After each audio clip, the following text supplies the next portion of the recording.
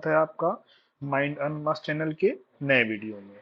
दोस्तों, कल से ही एक न्यूज चल रही है, पूरी दुनिया में इस पे एडिटोरियल प्रकाशित हो रहे हैं कि ईयू के जो फॉरेन मिनिस्टर हैं, उन्होंने कहा है कि भाई जो इंडिया से जो भी गुड्स आ रहे हैं हमें उन पे बैन लगाना चाहिए।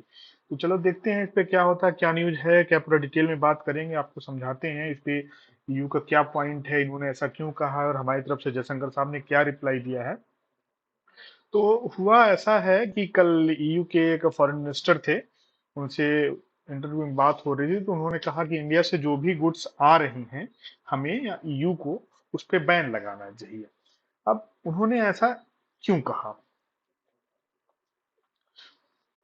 कुछ दिन पहले एक रिपोर्ट आई थी जिसमें आप सभी लोगों को पता ही होगा कि उस रिपोर्ट में कहा गया था ईयू का जो लार्जेस्ट पेट्रोलियम सप्लायर है वो इंडिया हो चुका है। मतलब गल्फ कंट्रीज को भी छोड़ के हम इस समय ईयू को सबसे ज्यादा पेट्रोलियम सप्लाई करने वाली कंट्रीज हैं।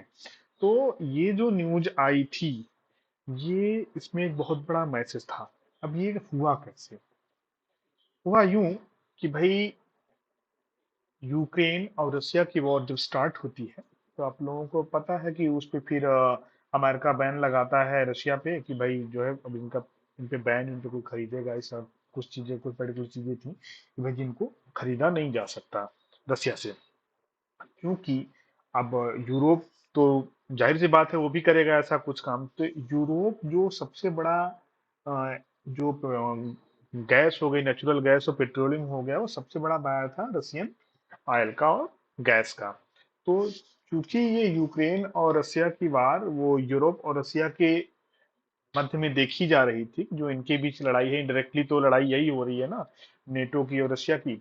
तो यूरोपियन कंट्रीज ने कहा कि भाई ठीक है, इनसे पेट्रोलियम लेना हम बंद कर दें जिससे ये वॉर कमजोर पड़ जाए और रशिया कमजोर पड़े और ये वॉर खत्म हो। इनडायरेक्टली वो चाह रहे थे कि यूक्रेन जीते और रशिया कमजोर पड़ जाए।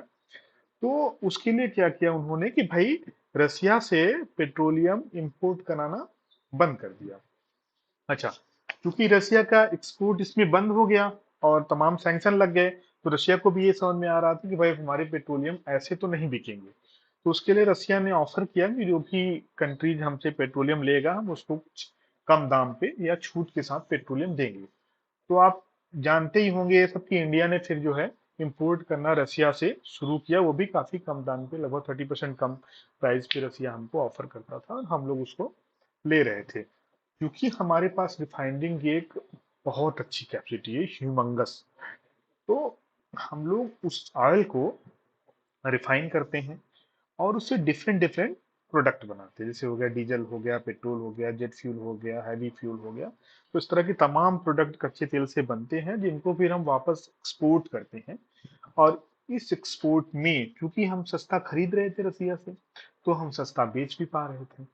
और अब जब हम सस्ता बेच रहे थे तो यूरोप जो है हमारा सबसे बड़ा इंपोर्टर बना। और इस तरह क्या हुआ, इंडिया लार्जेस्ट सप्लायर हो गया पेट्रोलियम का यूरोप का। अब अब इससे क्या हो रहा है, यूरोप इसको क्यों, यूरोप को तो फायदा होना चाहिए भाई, ठीक है हमको सस्ते मिल रहा है हम ले लेंगे। लेकिन इससे हो क्या रहा है, यूरोप को लग रहा है क्योंकि जिस पैसे से हम पेट्रोल खरीद रहे हैं, एक्चुअली ये पेट्रोलियम तो रसिया का है। तो इससे कहीं न कहीं ये फायदा जो है वो रसिया को जा रहा है। और अगर रसिया को फायदा जाएगा तो ये वॉर जो है यूक्रेन के लिए और मुश्किल हो जाएगी और दिक्कत करेगी यूरोप में। तो इसलिए यूरोप जो है वो इसको सोच रहा है कि हम लोग बैन करें। और आप लोग जानते हैं क्योंकि यूरोप तो भाई पूरी तरीके से यूक्रेन के साथ खड़ा हुआ है, वो चाहता है कि यूक्रेन जीते, उसको आर्म सप्लाई भी कर रहे हैं लोग। अभी पिछले दिनों क्या हुआ था कि जो यूके है, ब्रिटेन, उसके जो प्राइम मिनिस्टर हैं ऋषि सुनक साहब, जो इंडियन ओरिजिन के हैं, आप लोग जानते ही हैं। तो उन्होंने कहा था कि भाई ये जो यूक्रेन है इसको हम लोग सप्लाई करेंगे, आर्म सप्लाई। उन्होंने तो यहाँ तक कह दिया था कि चूंकि जो यूक्रेन की एयरफोर्स है हम लोग उसको फिर से खड़ा कर देंगे। और तमाम यूरोप की कंट्रियां हो गई, अमेरिका हो गई, कनाडा हो गई, आप लोग जानते हैं वो लोग यूरोप के सैनिकों को बाकायदे ट्रेनिंग दे रहे हैं कि भाई जिससे वो रसिया से लड़ पाए और जीत पाए। इवन अभी पोलैंड के थ्रू उनको कुछ फाइटर्स दिए गए हैं, अब तो F-16 भी अमेरिका उनको दे रहा है, सिर्फ इसलिए क्योंकि वो मजबूत हो, रसिया से बचाया जा सके उनको। तो उनको ये लग रहा है, तो बात यहाँ आई कि भाई यूरोप को ये लगता है कि चूंकि अगर ऐसे ही पेट्रोल हम लेते रहें तो ये फाइनेंसिंग तो रसिया को जाती रहेगी। तो रसिया को तो कोई फर्क ही नहीं पड़ेगा, उसका तो पेट्रोलियम और बिक रहा है। तो उन्होंने कहा इस वजह से हम इस पे बैन लगाना चाहिए। लेकिन अब इसमें कला क्या आती है, क्योंकि वो बैन तो लगाएंगे तो इसके लिए इंडिया का क्या जवाब होगा। इसके लिए हम लोग, तो जयशंकर साहब अभी गए थे यूरोप में, तो उनका एक इंटरव्यू हो रहा था। तो वहां पे इंटरव्यू में उनसे तमाम पत्रकार पूछे, तमाम तरह की बातें होती हैं। ईयू चूंकि एफटीए चल रहा है, ब्रिटेन से तमाम एफटीए की बात हो रही है, तमाम हमारे एक्सपोर्ट वहां बढ़ रहे हैं। तो इसके बाद उसी दौरान एक लोगों ने ये भी कहा कि क्योंकि भाई आप जानते हैं जो ईयू की फॉरेन मिनिस्टर्स हैं, उन्होंने कहा है कि रसिया पे बैन लगा देना चाहिए, तो इसके बारे में आपका क्या ख्याल है।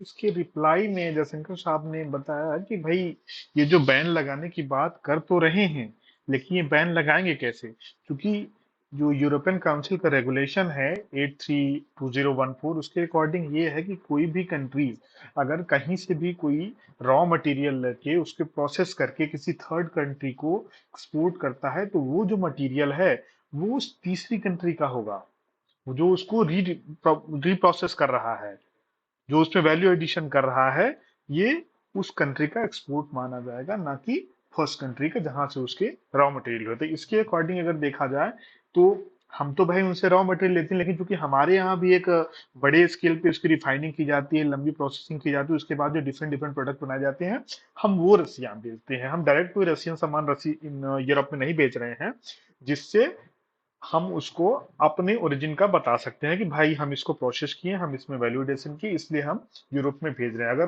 अगर इसके बाद भी यूरोप ऐसा करता है तो वो नियम के अगेंस्ट होगा, वो भी यूरोप के ही अगेंस्ट होगा, वो केवल नियम ही नहीं, वो यूरोप के ही अगेंस्ट होगा, बेसिक फिलोसफी के अगेंस्ट होगा। इसलिए ऐसा होना नहीं चाहिए। अच्छा, लॉन्ग टर्म में इसको अगर देखें तो हम लोग क्या कर सकते हैं इस पे, अगर यूरोप इस पे चाहेगा, आगे कुछ करना चाहेगा, क्योंकि वो लोग तो चाहते हैं भाई ये रसिया का जो एक्सपोर्ट है वो कम है, तो उस पे क्या किया जा सकता है। तो वो ये ना, अगर इस पे कोई एक्शन लिया जाता है तो सीधा सा फर्क ये है कि वो इंडिया के ग्रो करने से जल रहे हैं।